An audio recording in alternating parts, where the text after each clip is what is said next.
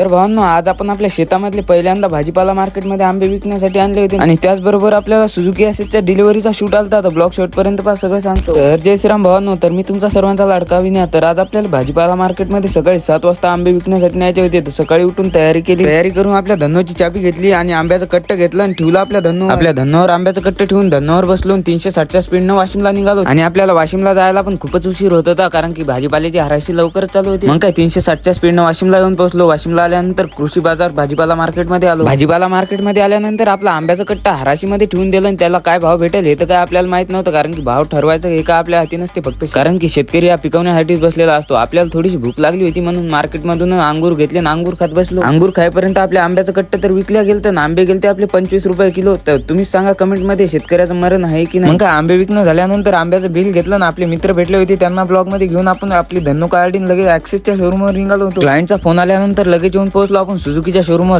शोरूमवर आल्यानंतर पहिले क्लायंटची भेट घेतली, कारण की क्लायंट आपले लय चाहते होते बरं का. क्लायंट म्हणे तुझे ब्लॉग लय हटके असतात, त्यामुळे असेच चालू राहते म्हणे, फुल सपोर्ट आहे म्हणे आपला. मग काय लगेच गिंबल वगैरे सेट केलं आणि लागलो बाहेरच्या शोरूमचे इंटिरियरचे शूट घ्यायला. इंटिरियरचे शूट घेऊन लगेच क्लायंटच्या एंट्रीचा शूट घेऊन टाकला. काही एंट्रीच्या क्लिप्स घेऊन आपण डायरेक्ट शोरूमच्या अंदर आलो. अंदर आल्यानंतर काही पैसे वगैरे मोजताना आणि त्यांच्या फॅमिलीचा एक शूट घेऊन टाकला. आणि क्लायंटने हार पण एवढा मोठा आणला होता की जस काय 20-40 लाखाची गाडीच घ्यायची. जेवढा हार 20-40 लाखाच्या गाडीला नेतात, त्यांनी डायरेक्ट 1 लाख रुपयाच्या गाडीला तेवढा हार आणला होता. लगेच हार वगैरे लावून झाल्यानंतर गाडीवर पडदा टाकून गाडीचा शूट घेऊन घेतला आणि लगेच त्यांचा बाईक रिव्हीलचा शूट घेऊन टाकला. बाईक रिव्हीलचा शूट झाल्यानंतर काही क्लिप्स आपण गाडीच्या घ्यायला सुरुवात केली, कारण की गाडी हारामुळे एवढी क्यूट दिसत आहे ना. डायरेक्ट विषय पंपात नान कुळान जळगाव धुळा. मग काय लगेच त्यांचा चाबी वगैरे देताना शूट कंप्लीट केला आणि एक शूट राहिला होता जे की रस्त्यावर. लगेच आपल्या धन्नो बेबीवर मागून उलट बसलो आणि रस्त्यावरचा शूट कंप्लीट करून घेतला आणि लगेच आपल्याला शूट कंप्लीट करून घराकडे निघायचं होतं. तोपर्यंत घ्या मग लाईक आणि फॉलो करून भेटून एक स्टुडिओ मध्ये.